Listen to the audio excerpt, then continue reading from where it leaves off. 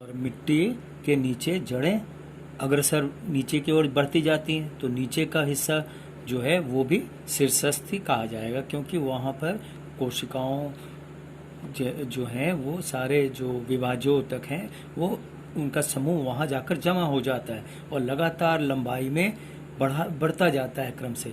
तो जिस प्रकार से पेड़ पौधे आगे की ओर ऊपर की तरफ अग्रसर बढ़ते हैं, जिनका सिरा आगे की ओर प्ररोह जिसको कहा जाता है ऊपर की तरफ बढ़ता है, तो उन्हीं को बढ़ाने में मदद करता है। तो अब इसके बाद आती है, चित्र को ध्यान से देखो, चित्र में अंतर्विष्ट को दिखाया है। ये कहाँ है? वो अंतर्विष्ट विभाज्योतक जो जो जहाँ से आधार, जिस आधार से शाखाएं निकलती हैं या पत्तियों का विकास होता है, पत्तियों का ढेर आगे जाकर क्रम से बढ़ता जाता है। शाखाओं के लगातार निरंतर शाखा पे शाखा बनने का जो क्रम होता है, वो जिस जगह से मुख्य तने के जिस हिस्से से जुड़ा होता है, वहाँ अंतर्विष्ट विभाज्योतक इकट्ठे हो जाते हैं। विभाज्योतक वही कोशिकाएं, वही कोशिकाओं का ढेर यानी उतक जो इकट्ठे होकर मजबूती प्रदान करती है, क्योंकि जब शाखाएं ऊपर बढ़ेंगी तो वजन तो होगा ही, भारी होंगे वो, और लगातार शाखा पे शाखाएं बदलती जाएंगी, बढ़ती जाएंगी, तो उनका वजन नीचे आकर उस मुख्य तने से के पास वजन देगा, यानी उनका आयतन बढ़ाएगा। तो यह मुख्य रूप से यह है कि यह मजबूती प्रदान करती है उस जगह पे। इसके बाद का जो हिस्सा है वो नीचे मैंने दिखाया है पार्श्व, यानी पार्श्व विभाज्योतक। वो जहाँ विभाजन की क्षमता अधिक होती है उसी ऊतक को हम विभाज्योतक कहते हैं। तो यहाँ जो है पार्श्व के रूप में मतलब उनकी गोलाई, उनकी परिधि बढ़ जाती है। वो जो नीचे की तरफ है, ऊपर से नीचे की ओर जब नीचे बढ़ते हैं तो मिट्टी के नीचे जाने के बाद वो जड़ का रूप ले लेती है। तो मिट्टी के लेवल से ऊपर का जो हिस्सा है वो आप देखोगे कि उनकी जो गोलाई है वो लगातार बढ़ती चली जाती है। गोलाई, उनकी परिधि जिसको कहते हो, सरकमफ्रेंस, वो बड़ी होती चली जाती है। कारण क्यों? क्योंकि उनकी चौड़ाई होने का कारण वही है कि वहाँ पर उतक जो है वो ढेर सारे उतक एक जगह इकट्ठे हो जाते हैं। किसके लिए? सहारा प्रदान करने के लिए। जैसे कभी आंधी तूफान वगैरह आती है या तो उस वक्त में वो पौधे को सहारा देने के लिए मजबूती प्रदान करती है। तो आपने अब तक ये सीखा कि सबसे ऊपर शीर्षस्थ विभाज्योतक, मध्य में अंतर्विष्ट विभाज्योतक, और फिर लास्ट में नीचे की तरफ पार्श्व विभाज्योतक, जिसको इंग्लिश में लेटरल मेरिस्टेम के नाम से पुकारते हैं। तो ये तीनों आपने समझा, ये वेरी इंपॉर्टेंट होते हैं, पेपर में पूछे जाते हैं। अब हम पढ़ेंगे स्थायी उतक के बारे में। अब इसी के संपर्क में, जैसे विभाज्योतक में विभाजन की क्षमता वाले उतक होते हैं, यहाँ अब हम पढ़ेंगे स्थायी उतक, जिनमें कोशिकाओं के वो समूह जिनमें विभाजन की क्षमता नहीं होती, अर्थात विभाजन करने की जो क्षमता होती है, शक्ति होती है, वो खो जाती है। तो अब क्या है इसमें, इनकी जो आकृति होती है बिल्कुल सरल होती है, गोलाकार आकृति में होती है। अब गोल का मतलब बॉल की तरह नहीं, गोल का मतलब जैसे आप आलू की चिप्स वगैरह खाते हो तो वैसे पापड़ी की तरह, ऐसे गोल गोल सिक्के के समान जो आकृति होती है वो ऐसी आकृति नजर आती है इस स्थायी उतक में।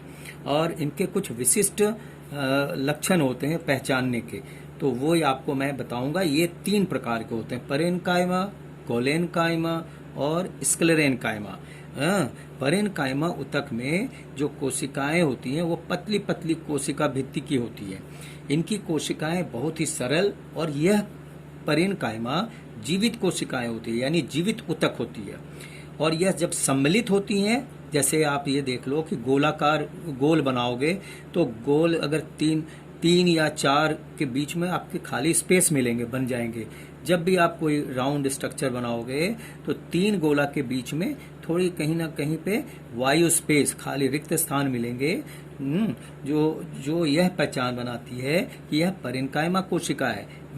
यह पौधों में भोजन का भंडारण करती है, और इन्हीं परिन्कायमा में का कुछ नाम इस प्रकार से बांटा गया है, बदला गया है कि जिन परिन्कायमा कोशिका में हरित लवक या मतलब क्लोरोफिल अगर उपस्थित अधिक मात्रा में है तो उसे हम क्लोरेन्कायमा के नाम से पुकारते हैं।